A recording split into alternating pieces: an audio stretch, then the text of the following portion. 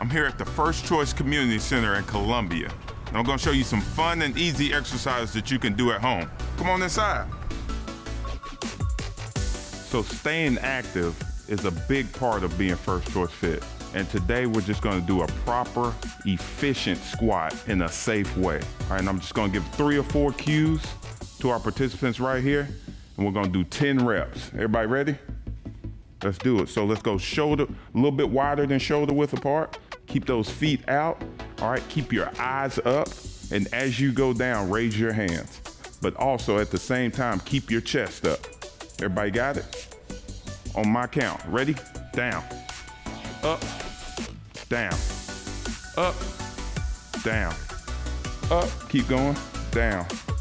Up. Nice. Down. Up. Down. Up. A little bit lower. Down. Up. That's nice. Down. Up. Down. Up. Eyes up. Down. Up. Good job, guys. That's how we do a safe, efficient squat, staying First Choice Fit.